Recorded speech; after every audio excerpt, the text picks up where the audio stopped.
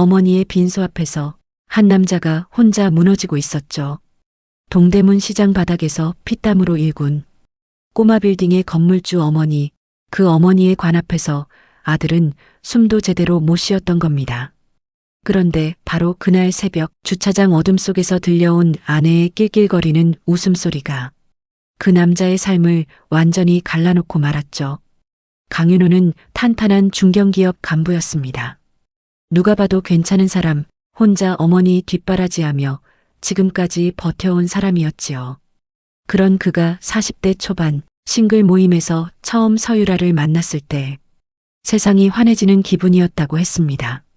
화려하고 털털하고 시어머니에게도 살갑게 굴던 그 여자, 진짜 얼굴은 장례식장 주차장에서야 드러났던 겁니다. 블랙박스가 담아낸 건 단 한 통의 전화였죠. 그 안에 담긴 말 한마디가 윤호 씨의 삶 전체를 뒤집어 놓았습니다. 어머니 유산이 30억이라며 환호하고 우는 척하느라 힘들었다며 낄낄대던 목소리, 그 목소리의 주인은 다름 아닌 자신의 아내였던 겁니다. 세상에서 가장 슬퍼야 할 그 밤에 가장 역겨운 진실이 터져나온 거였죠. 윤호 씨가 그 차문을 열어젖히기까지 그의 심장이 얼마나 차갑게 식어갔을지는 아무도 다 헤아리지 못할 겁니다. 유라는 그날 밤 무슨 얼굴로 남편을 마주했을까요? 그리고 장모 김 여사는 어떤 패악질을 부리게 되었던 걸까요? 위자료 한 푼 없이 맨몸으로 쫓겨나기까지 그 사이에 얼마나 치열한 싸움이 있었는지 도대체 무슨 일이 있었던 걸까요? 이 이야기는 3년 전으로 거슬러 올라갑니다. 그때는 아무도 몰랐습니다. 그날의 작은 수모가 훗날 어떤 기적이 될지. 강윤호의 어머니, 사람들은 그냥 강여사라 불렀습니다. 강원도촌에서 올라와 동대문 시장 귀퉁이에 좌판을 깔던 시절부터 그 손은 단 하루도 쉰 적이 없었습니다. 남편이 빚만 잔뜩 남기고 훌쩍 떠나버린 건 윤호가 초등학교 4학년 때였죠. 그날 이후 강 여사는 혼자였는데 혼자이면서도 단 한 번도 아들 앞에서 무너지지 않았습니다. 의류도매 시장에서 새벽 4시부터 짐을 날랐고 팔리지 않는 재고는 밤새 손질해 다시 내놓았죠. 찬밥을 도시락에 싸서 윤호 손에 쥐어주면서도 어머니 얼굴엔 늘 웃음이 먼저였습니다. 그렇게 20년이 흘렀고 강 여사는 어느새 동대문 대로변 상가 건물의 당당한 건물주가 되어 있었죠. 월세가 넉넉히 들어오는 4층짜리 알짜 빌딩, 남들 눈엔 그냥 작은 건물이었을지 몰라도 그 안엔 어머니의 20년 세월이 고스란히 담겨 있었던 겁니다. 윤호는 그 사실이 늘 자랑스러우면서도 가슴 한켠이 아련하게 아팠죠. 어머니가 그 고생을 하는 동안 자신은 너무 어렸다는 현실이요. 윤호가 대기업 협력사 간부가 된 건 35 무렵의 일이었더랬죠. 남들보다 조금 늦었지만 그 자리에 오르기까지 모든 것을 희생한 사람이었습니다. 야근도 마다 않고 거래처 술자리도 꿋꿋이 버텨냈고 그러면서도 주말엔 어김없이 어머니 장보기를 도왔죠. 주변에서는 그를 보며 고지식하다고도 했는데 정작 윤호 본인은 그게 당연한 일이라고 여겼던 겁니다. 비혼주의자라는 소문이 돌만도 했죠. 40살이 넘도록 연애 한 번 제대로 하지 않았으니까요. 어머니가 조용히 걱정을 내비쳤던 건 그 무렵이었던 겁니다. 아들아, 엄마 죽기 전에 며느리 얼굴 한번 봤으면 소원이 없겠다. 그 한마디가 윤호 귓가에 오래도록 맴돌았죠. 그리고 42살 봄, 지인 소개로 참석한 싱글 모임에서 서유라를 처음 만났던 겁니다. 전직 홈쇼핑 모델 출신이라고 했고 키가 훤칠하고 목소리가 시원시원했죠. 처음 보는 사람에게도 스스럼 없이 말을 건네는 사람이었습니다. 윤호는 그 자리에서 가슴이 두근거리는 기분을 느꼈죠. 이 사람이다 하는 확신 같은 것이 왔던 겁니다. 교제를 시작하고 석 달이 지났을 때쯤 유라가 처음으로 강 여사를 만났죠. 어머니는 동대문 상가 사무실에서 두 사람을 만났는데 유라는 백화점 쇼핑백을 두 손으로 받쳐들고 들어왔습니다. 어머니, 처음 뵙겠습니다. 많이 설레었어요. 그 말을 하면서 유라는 눈물까지 글썽였죠. 강 여사는 그 모습에 바로 마음이 놓였습니다. 며느리가 이렇게 예쁘고 싹싹한 사람이면 됐지, 라고요. 선물로 가져온 건 어머니 사이즈에 맞는 고급 울 코트였는데 강 여사가 그걸 받아들고 괜히 눈이 빨개졌지요. 그 코트 한 벌로 유라는 단번에 강 여사의 마음을 샀던 겁니다. 윤호는 그 광경이 그저 기뻤죠. 어머니가 며느리감을 마음에 들어 한다는 것이요. 결혼 이야기가 나온 건 그로부터 2달 뒤였습니다. 처갓집에서 만남이 이루어졌고 장모 김 여사는 딸이 시집 잘 간다며 연신 흐뭇한 표정을 지었죠. 그런데 식사 자리가 끝나갈 무렵이었습니다. 장모가 넌지시 산후조리원 이야기를 꺼냈죠. 아직 결혼도 안 했는데 임신 가정을 깔고 조리원 비용까지 언급하는 게 뭔가 이상했지만 윤호는 그냥 넘겼습니다. 결혼식은 이듬해 봄에 올렸습니다. 하객이 300명이 넘는 꽤 큰 식이었죠. 유라 쪽 하객이 절반이 넘었는데 모두들 유라가 얼마나 화려하게 살아왔는지를 증언하듯 떠들었죠. 강 여사는 조용히 웃으며 자리를 지켰고 윤호는 어머니 손을 꽉 쥐었습니다. 엄마, 이제 나 장가가 하고 속으로 중얼거렸죠. 신혼 초에 유라는 인플루언서 활동에 열심이었는데 팔로워가 제법 많고 협찬도 들어온다며 자랑스러워했습니다. 윤호는 그게 대단해 보였죠. 자신과는 다른 세계의 사람이라는 생각도 들었던 겁니다.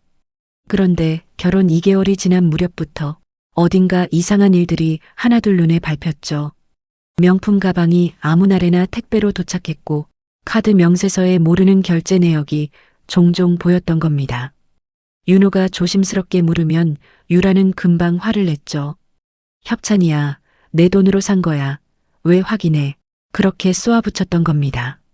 강 여사는 아들한테서 그 이야기를 전해 듣고 잠시 입을 다물었습니다. 아들아, 그냥 두어라. 아직 서로 맞춰가는 시기이다. 그 한마디만 하고 더는 말하지 않았던 겁니다. 결혼 1년이 지난 봄날 강 여사는 동창 모임을 따라 경기도 쪽 꽃구경을 갔더랬죠. 오랜 친구들과 버스를 타고 야산 언저리를 가다가 갑자기 마을 앞 국도에서 교통사고가 났던 겁니다. 마주오던 대형 트럭이 차선을 넘어온 순간이었죠. 버스는 산기슭 아래로 밀려났고 여러 명이 중상을 입었던 겁니다. 강 여사는 그 중에서도 가장 심하게 다쳤습니다. 윤호가 병원에 도착했을 때 어머니는 이미 중환자실에 계셨죠. 창백한 얼굴, 수도 없이 꽂힌 수액줄, 그 광경이 윤호 눈앞에서 흔들렸죠. 의사는 조심스럽게 윤호에게 말했습니다. 뇌출혈이 심하고 고령이라 수술 결과를 장담하기 어렵다고요. 윤호는 중환자실 앞 복도에 주저앉았습니다. 다리에 힘이 빠져서 그냥 바닥에 주저앉아 버린 거였던 겁니다. 그때 유라가 달려왔는데 어머니, 어머니 하며 눈물을 뚝뚝 흘렸죠. 윤호는 그 눈물이 고마웠습니다. 수술은 8시간이 넘게 이어졌더래. 강 여사는 수술실을 나왔지만 의식이 돌아오지 않았죠. 3일이 지나도 4일이 지나도 눈을 뜨지 못했습니다. 윤호는 퇴근 후 매일 병원으로 달려왔고 자정이 넘도록 어머니 손을 잡고 앉아 있었던 겁니다. 엄마, 일어나야지. 우리 맛있는 거 먹으러 가야지. 그 말만 되풀이했죠. 장모 김 여사는 병문 안을 2번 왔는데 올 때마다 병실 안을 두리번거리는 눈빛이 이상했더랬죠. 나중에 윤호가 돌아봤을 때 그 눈빛의 의미를 알게 됐던 겁니다. 유라는 병실에 자주 드나들었지만 어머니 손을 잡기보다는 주로 핸드폰을 들여다봤죠. 윤호가 한번 넌지시 말했을 때 유라는 인스타그램 협찬 일정이 밀렸다며 짜증을 냈습니다. 그때 윤호 마음 한구석이 서늘해졌죠. 그러나 어머니 걱정이 워낙 컸던 터라 그 생각을 눌러버렸습니다. 닷새 만에 강 여사는 잠시 눈을 떴습니다. 희미하게 윤호의 이름을 불렀죠. 윤호는 그 순간 소리 없이 울었습니다. 강 여사가 눈을 떴던 건 딱 한 번이었죠. 그 뒤로 다시 혼수 상태가 깊어졌고 의료진은 가족들에게 조용히 마음의 준비를 권했던 겁니다. 윤호는 회사에 무기한 휴가를 냈죠. 직속 상관이 말없이 결제를 해줬습니다. 열흘이 지난 새벽 강 여사는 끝내 눈을 감았습니다. 심장 모니터가 길게 선을 긋는 순간 윤호는 병실 밖으로 뛰어나가 복도 끝에서 무릎을 꿇었습니다. 엄마, 엄마, 그 소리가 복도를 타고 멀리 퍼져나갔죠. 유라는 달려와 윤호의 등을 두드려 줬더랬는데 그 손길이 어딘가 가볍게 느껴졌습니다. 빈손은 병원 장례식장에 차렸죠. 꽃이 빼곡히 들어섰고 조문객들이 줄을 이었습니다. 유라와 장모 김 여사도 상복을 갖춰 입고 나란히 앉았죠. 두 사람은 조문객에게 꾸벅꾸벅 절을 했고 어떤 분이 유라의 손을 잡으며 그렇게 슬퍼 마라 고 했을 때 유라는 눈물까지 흘렸습니다. 윤호는 그 눈물을 보고 고마운 마음이 들었죠.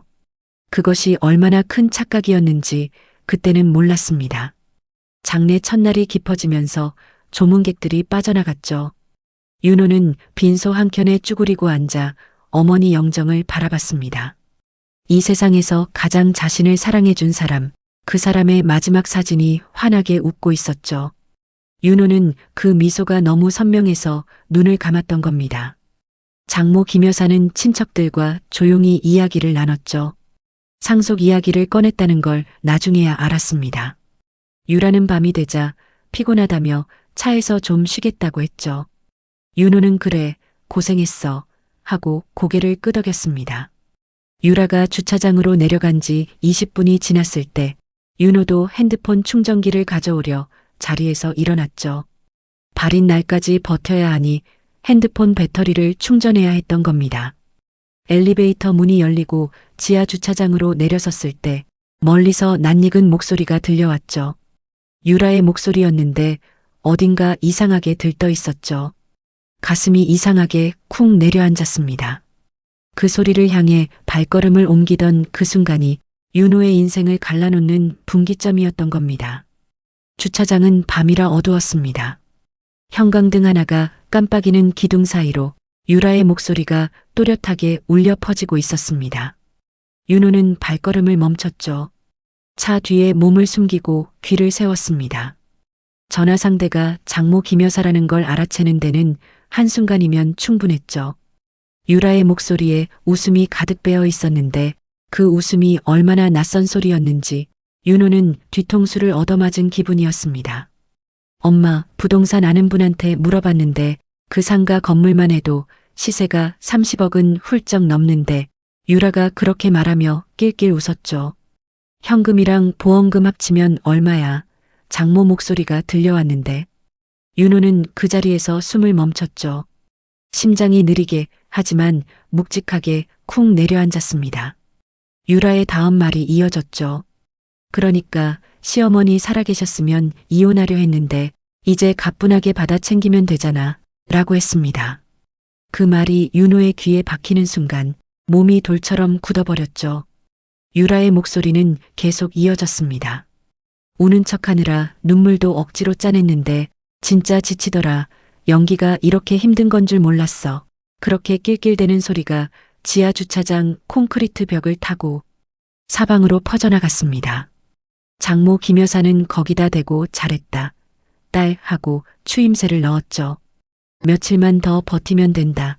상속 절차 시작하면 바로 이혼하면 되니까 그런 말도 했습니다. 윤호는 기둥에 등을 기댔죠. 손끝이 떨리고 있었습니다.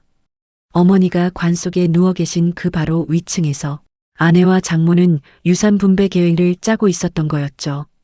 오랜 시간 혼자 윤호를 키워온 어머니의 세월이 방금 그 목소리에 허무하게 무시당하고 있었습니다.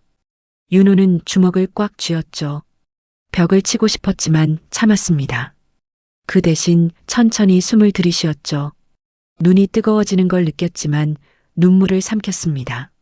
지금 무너지면 안 된다 라는 말이 머릿속에서 맴돌았죠. 그러나 몸보다 먼저 발이 움직이고 있었습니다. 윤호의 손이 차문 손잡이를 잡았습니다. 유라는 그 순간까지도 전화통화에 빠져 낄낄대고 있었습니다. 차문이 열리자 유라의 눈이 커졌죠. 핸드폰이 떨어질 뻔한 걸 간신히 붙잡았습니다. 스피커에서 장모의 목소리가 새어나오다 뚝 끊겼죠. 오빠 왜 여기 하고 유라가 버벅거렸는데 윤호는 아무 말도 하지 않았습니다. 그냥 유라의 눈을 똑바로 바라봤죠. 그 눈빛에서 유라가 뭔가를 읽었는지 눈 주위가 파르르 떨리기 시작했습니다. 오빠, 오해야. 그냥 친구랑 통화한 거야. 유라가 급하게 말을 꺼냈죠. 윤호는 그 말에 한숨을 내쉬었습니다. 아까부터 다 들었어. 라고만 했죠. 유라의 얼굴에서 혈색이 빠져나가는 게 보였습니다. 내려라고 윤호가 말했죠. 지금 당장 내려서 가 라는 말을 덧붙였습니다. 유라는 잠시 굳어 있다가 갑자기 목소리를 높였죠. 오빠가 뭘 들은 거야. 내가 얼마나 힘들었는데 그렇게 소리치기 시작했습니다. 그 소리가 지하 주차장을 가득 채웠죠. 윤호는 그 자리에서 유라를 쫓아냈습니다. 장례식장 주차장에서 어머니 빈소가 있는 바로 그날 밤에 아내를 내보낸 겁니다. 유라는 가방을 들고 택시를 불렀죠. 가면서도 억울하다는 말을 멈추지 않았는데 윤호는 뒷모습도 보지 않았습니다. 다시 빈소로 돌아온 윤호는 어머니 영정 앞에 앉았죠. 한참을 말없이 앉아 있었습니다. 엄마, 나 이제 어떻게 해야 해? 그 말이 입 밖으로 나오려다 목에 걸렸죠. 눈물이 뺨을 타고 흘렀는데 이번엔 참지 않았습니다. 그날 밤 윤호는 혼자 빈소를 지켰죠. 동생 윤서가 연락을 받고 새벽에 달려왔습니다. 형 괜찮아? 하고 물었습니다. 괜찮아 라는 말이 나오지 않았죠. 윤서는 형의 손을 꽉 잡았습니다. 두 형제는 날이 밝을 때까지 어머니 옆에 있었습니다. 발인 날 아침이 밝았습니다. 윤호는 눈이 퉁퉁 부어 있었지만 자리를 지켰습니다. 운구차가 장례식장을 떠날 준비를 하는 동안 유라는 나타나지 않았죠. 장모 김 여사가 대신 왔는데 빈소 입구에 선 채로 상황을 살폈습니다. 윤호는 장모를 한번 바라봤다가 시선을 돌렸죠. 지금 이 자리에서 따질 생각은 없었습니다. 어머니를 먼저 잘 보내드리고 그 다음에 해야 할 일들을 해야 했죠. 발인 때 운구 행렬이 천천히 나아갔는데 어머니 마지막까지 내가 모실게요. 그 말을 속으로 했죠. 산소에 어머니를 안장하는 그 순간까지 윤호의 표정은 무너지지 않았습니다. 그러나 마지막 봉분 앞에 무릎을 꿇는 순간 눈에서 눈물이 걷잡을 수 없이 터졌죠. 동생 윤서가 형의 어깨를 감쌌습니다. 하늘이 맑고 바람이 가볍게 불었죠. 산소를 다녀온 날 오후 윤호는 변호사 친구에게 전화를 걸었습니다. 혼인 기간, 재산 현황, 유산 분리 여부 그 세 가지를 순서대로 물었습니다. 친구는 잠시 말을 고르더니 결혼 1년 차의 배우자, 직계 존속의 유산은 재산 분할 대상이 아니라고 딱 잘라 말했죠. 상가 건물은 온전히 윤호와 윤서 형제에게 귀속된다는 뜻이었습니다. 블랙박스 녹음 파일을 가지고 있으면 위자료 청구 역시 역으로 가능하다고 했죠.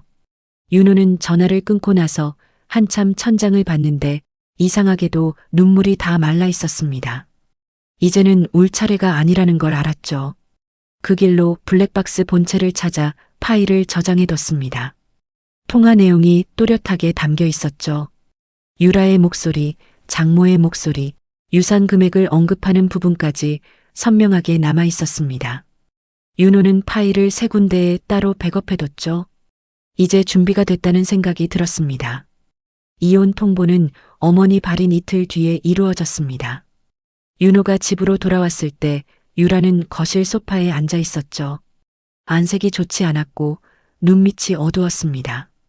윤호는 가방을 내려놓고 마주 앉아서 이혼하자 라는 말을 천천히 꺼냈습니다. 유라의 얼굴이 굳었죠. 그러더니 갑자기 목소리가 높아졌습니다. 이혼이라니 내가 오빠한테 얼마나 잘해줬다고 내가 뭘 어쨌다는 거야.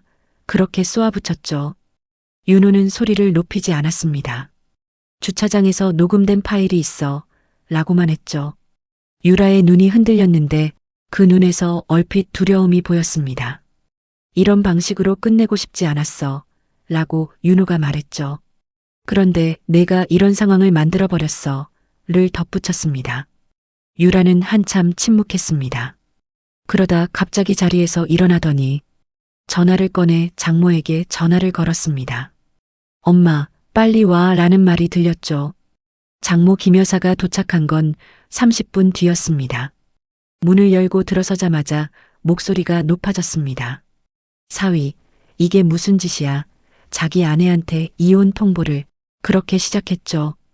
윤호는 조용히 자리에 앉아 있었습니다. 장모는 계속 말을 쏟아냈습니다. 우리 유라가 뭘 잘못했다고, 시어머니 장례도 다 치렀잖아. 그 말을 했습니다. 윤호는 그때서야 핸드폰을 꺼냈죠. 블랙박스 파일을 재생했는데 주차장에서 울려 퍼지던 유라의 목소리가 거실에 가득 찼습니다. 유산만 30억이래. 우는 척하느라 지쳤어. 그 소리가 끝나자 거실이 쥐 죽은 듯 조용해졌죠. 장모의 얼굴에서 핏기가 가셨고 유라는 눈을 내리깔았습니다. 짧은 침묵 뒤에 장모가 먼저 입을 열었죠. 그래도 1년을 같이 살았는데 재산 분할은 해줘야 하지 않겠어? 라는 말이 나왔습니다. 윤호는 천천히 고개를 들었죠. 그리고 대답 대신 변호사 친구에게 전화를 걸었습니다. 변호사 친구 최민석은 통화 연결이 되자마자 윤호에게 이미 법적으로 확인된 사항이 있다며 말을 꺼냈습니다. 결혼 1년 차의 배우자, 직계존속의 상속 재산은 재산분할 청구 대상에 해당하지 않는다. 그 한마디가 스피커폰으로 거실에 울려 퍼졌습니다. 장모 김 여사의 표정이 굳어졌죠. 눈주위가 파르르 움직였는데 그러나 쉽게 물러날 사람이 아니었습니다.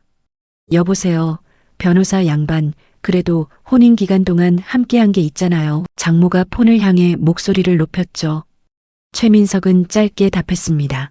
혼인 기간 1년 가사노동 기여도 위자료 역청구 가능성까지 이미 검토가 끝났습니다. 라고만 했습니다. 유라의 얼굴이 굳어지는 걸 윤호는 조용히 바라봤죠. 전화가 끊기고 나자 장모가 목소리를 다시 높였습니다. 이게 법대로만 되는 줄 알아. 우리 딸이 1년을 고생했는데 그렇게 외쳤습니다. 윤호는 말없이 서류 봉투를 꺼냈죠. 이혼 신청서와 위자료 청구 서류가 들어 있었습니다. 서류를 내밀며 윤호가 말했습니다. 법대로 하면 됩니다. 라고요. 장모가 그 서류를 잡아채듯 집어들었는데 눈으로 훑다가 손이 부들부들 떨리기 시작했습니다. 위자료 역청구, 블랙박스 증거, 사기 의도 입증, 그 단어들이 서류에 줄줄이 박혀 있었죠. 유라는 그 서류를 한번 훔쳐보더니 입을 다물었습니다. 장모는 그래도 쉽게 포기하지 않았죠. 이혼하면 우리 딸이 어떻게 살라고, 죽으라는 거냐. 그렇게 울먹이는 척했는데 그 연기가 이미 먹히지 않는다는 걸 윤호는 알고 있었습니다. 집에서 나가주세요. 라고 윤호가 조용히 말했죠. 지금 당장이요를 덧붙였습니다. 장모는 잠시 버텼는데 유라가 먼저 가방을 들고 일어섰죠. 엄마, 가자 라는 말을 내뱉었습니다. 두 사람이 현관을 나설 때까지 윤호는 자리를 지켰죠.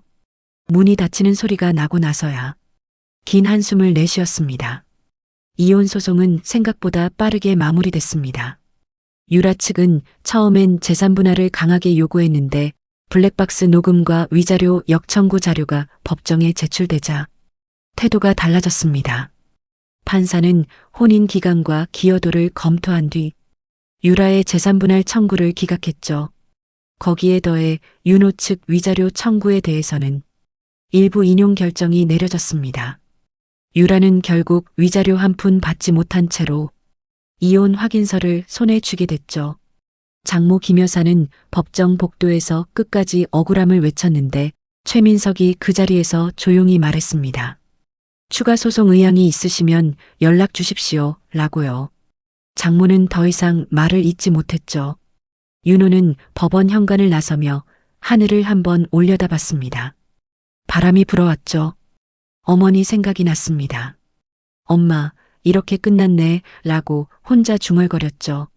소송이 끝난 직후 유라의 실체가 주변에 알려지기 시작했습니다. 인플루언서 계정 뒤에 숨겨진 빚이 먼저 터져나왔습니다. 카드 돌려막기, 대부업체 대출, 협찬 성금 미반환, 그 목록이 하나둘 드러나면서 유라를 팔로우하던 광고주들이 줄줄이 협찬을 끊었죠. 댓글창엔 장례식장 통화 내용이 퍼졌고 계정 팔로워는 반토막이 났습니다. 장모 김 여사도 곤란한 상황에 처했습니다. 딸 덕에 부자 사위를 잡았다며 주변 사람들에게 떠벌리고 다녔던 게 그대로 돌아왔습니다. 모임에서 자연스럽게 배제됐고 연락이 오가던 친척들도 하나씩 멀어졌죠. 윤호는 그 소식을 전해 들었지만 특별한 감정이 들지 않았습니다. 분노도 통쾌함도 아니었죠. 그냥 이렇게 되는 거구나 라는 생각만 있었습니다. 중요한 건 그게 아니었죠. 어머니가 평생 일군 그 건물이 안전하게 지켜졌다는 것, 그것만이 윤호에게 의미가 있었습니다. 모든 게 정리되고 나서 윤호는 동생 윤서와 함께 어머니 상가 건물을 찾았습니다. 1층 임차인 아주머니가 두 사람을 보고 눈물을 글썽였습니다. 강 여사가 얼마나 좋은 분이었는지 임대료도 몇 년에 한 번만 올리셨고 가게가 힘들 때는 2달치 유예도 해주셨다며 고개를 숙였죠. 윤호는 고맙습니다. 라는 말밖에 할 수 없었습니다. 4층 옥상에 올라가니 서울 하늘이 훤히 보였죠. 어머니가 늘 이 옥상에서 빨래를 널었다고 했던 기억이 났습니다. 맞바람이 부는 자리에 서서 윤호는 한참을 있었죠. 어머니가 여기 이 자리에서 얼마나 많은 새벽을 보냈을지 그 세월이 눈앞에 그려지는 것 같았습니다. 윤서가 형 옆에 나란히 섰죠. 우리 어머니가 하신 것처럼 잘 지킬 수 있겠지 하고 물었는데 윤호는 그래 라고 짧게 대답했습니다. 그 대답이 입 밖으로 나오는 순간 어딘가 어머니에게 약속을 한 것 같은 기분이었죠. 두 형제는 한참 서울 하늘을 바라봤습니다. 두 형제는 그날 어머니 단골 국밥집에 들렀습니다. 주인 할아버지가 두 사람을 알아보고 자리를 안내했습니다. 강 여사 단골자리 창가 쪽이었죠. 할아버지는 말없이 국밥 2그릇을 내왔는데 뚝배기에서 김이 모락모락 올라왔습니다. 어머니가 즐겨 드시던 그 국밥이었죠. 윤호는 숟가락을 들었다가 내려놓았습니다. 눈이 다시 뜨거워졌습니다. 윤서가 형 먹어 하고 낮게 말했죠. 두 사람은 천천히 국밥을 먹으면서 아무 말도 하지 않았습니다. 국물이 짭조름하고 깊은 맛이 났죠. 어머니가 왜 이 집을 좋아하셨는지 알 것 같았습니다. 다 먹고 나서 윤호가 주인 할아버지에게 인사를 했습니다. 앞으로도 자주 오겠습니다. 할아버지는 그래, 와야지. 강 여사가 좋아하실 거야. 하고 돌아섰죠. 윤호는 그 말에 다시 눈에 눈물이 맺혔습니다. 그날 저녁 윤호는 혼자 집으로 돌아왔습니다. 유라가 쓰던 물건들이 이미 치워진 집은 생각보다 훨씬 조용했습니다. 소파에 앉아 천장을 바라봤는데 이상하게 마음이 편안했죠. 분하거나 억울한 느낌보다 그냥 다 끝났다는 홀가분함이 먼저 왔습니다. 윤호는 핸드폰을 꺼내 어머니 사진첩을 열었죠. 동대문 상가 앞에서 찍은 사진, 옥상에서 찍은 사진, 윤호 첫 직장 발령날 찍은 사진들이 쭉 이어졌는데 모든 사진에서 어머니는 웃고 있었습니다. 작게 미소 지은 얼굴이었죠. 그냥 괜찮다는 듯한 웃음이었습니다. 윤호는 그 사진들을 한 장씩 오래 들여다봤습니다. 마지막으로 본 사진은 50대 초반의 어머니가 시장 아주머니들과 찍은 것이었는데 어머니 손에 꽃이 들려 있었습니다. 시장 입구에 봄꽃이 피었던 날이었겠거니 싶었죠. 그 꽃 한 다발이 괜히 눈에 오래 남았습니다. 며칠이 지나 윤호는 회사에 복직했습니다. 팀원들이 조용히 맞아줬습니다. 아무도 먼저 이야기를 꺼내지 않았죠. 점심시간에 후배 하나가 슬쩍 옆에 앉아서 선배님 뭐 드시고 싶으세요? 하고 물었습니다. 윤호는 잠깐 생각하다가 국밥 먹으러 가자 라고 했죠. 후배가 웃으며 알겠습니다. 하고 자리에서 일어났는데 윤호는 그 모습을 보며 처음으로 조금 웃었습니다. 오후 내내 밀린 업무를 처리했죠. 집중이 잘 됐습니다. 퇴근 무렵에 창밖으로 노을이 졌는데 동쪽 하늘이 붉고 낮게 물들어 있었죠. 윤호는 잠시 창가에 서서 그 빛을 바라보았습니다. 어머니가 보고 싶다는 생각이 들었죠. 하지만 그 그리움이 이전과는 달리 무겁지 않았습니다. 어머니는 그 건물 안에, 그 국밥 냄새 안에, 이 노을 빛 안에 어딘가 있을 것 같은 느낌이었죠. 상가 건물 관리는 윤호와 윤서가 나눠 맡기로 했습니다. 윤서는 평소 꼼꼼한 성격이었던 터라 임차 계약서와 시설 점검을 도맡았습니다. 윤호는 임차인들과의 소통을 담당했죠. 한 달에 한 번씩 건물을 찾아가 얼굴을 비쳤습니다. 처음에는 어색했는데 임차인분들이 먼저 살갑게 맞아줬죠.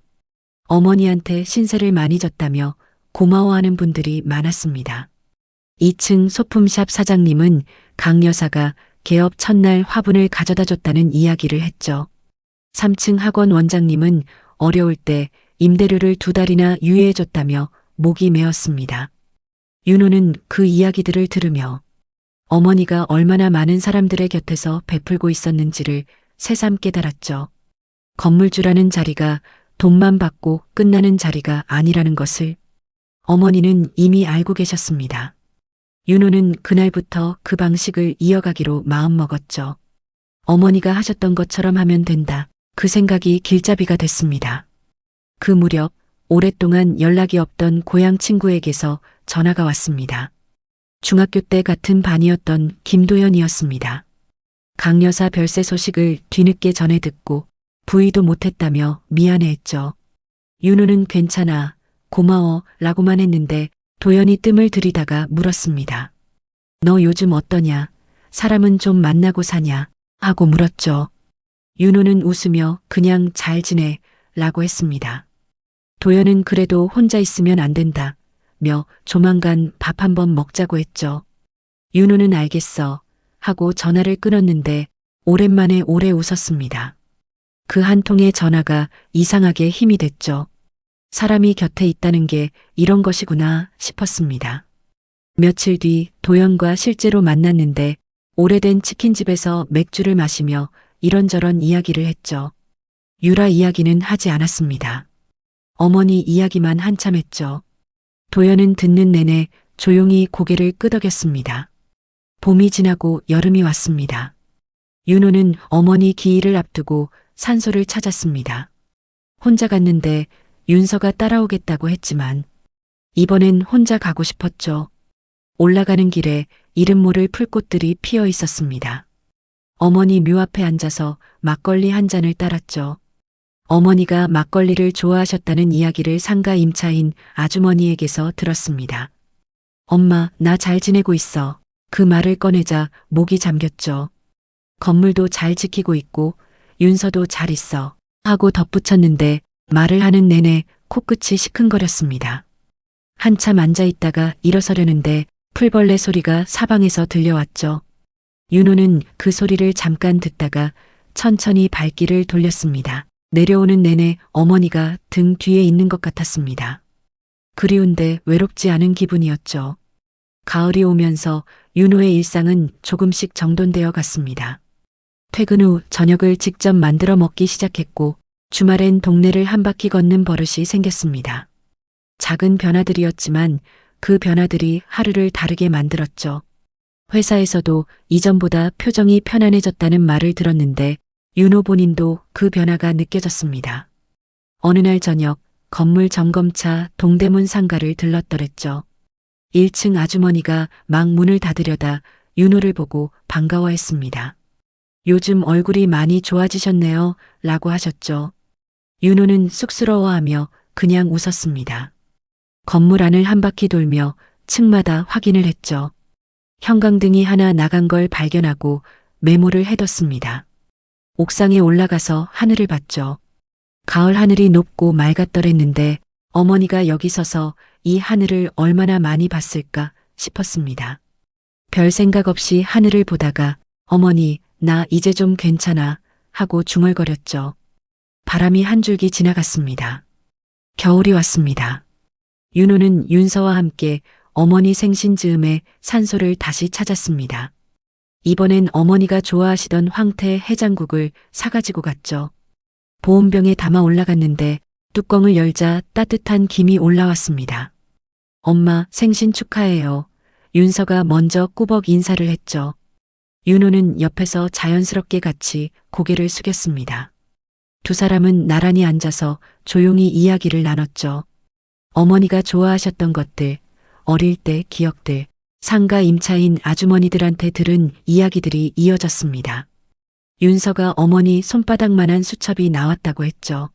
사무실 서랍 안에 있던 거라며 꺼내 놓았습니다.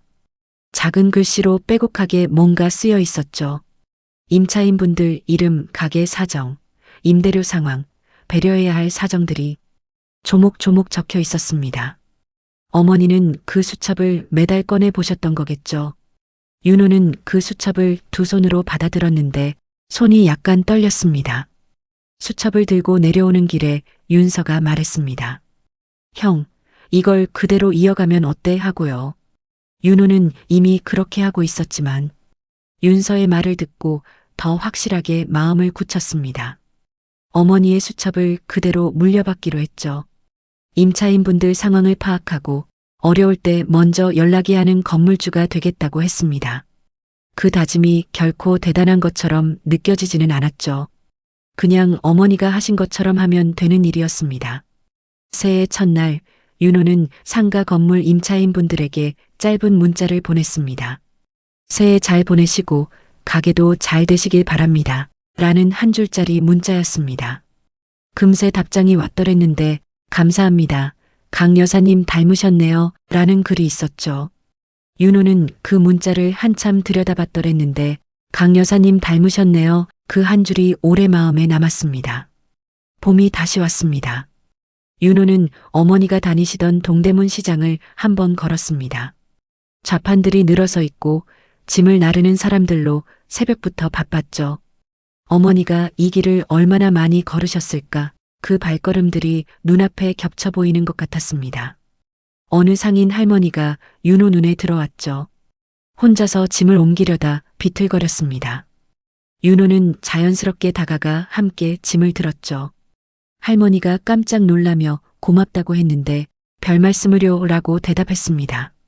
잠깐 대화를 나눴죠. 할머니가 여기 오래 다니셨어요. 라고 물었더랬는데 어머니가 오랫동안 다니셨어요. 라고 했습니다. 그러자 할머니가 성함이 어떻게 되시냐고 물었죠. 강여사 아들이에요. 라고 하자 할머니의 눈이 커졌습니다.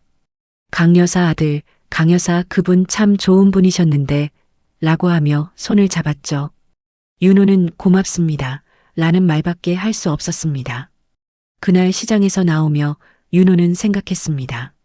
어머니는 떠나셨지만 어머니가 남긴 것들은 아직 여기 있다고요. 건물 안에, 수첩 안에, 사람들의 기억 안에 어머니의 온기가 고스란히 남아 있었습니다. 윤호는 그것을 지키는 게 자신의 몫이라는 걸 알았죠. 그리 거창한 일이 아니었습니다.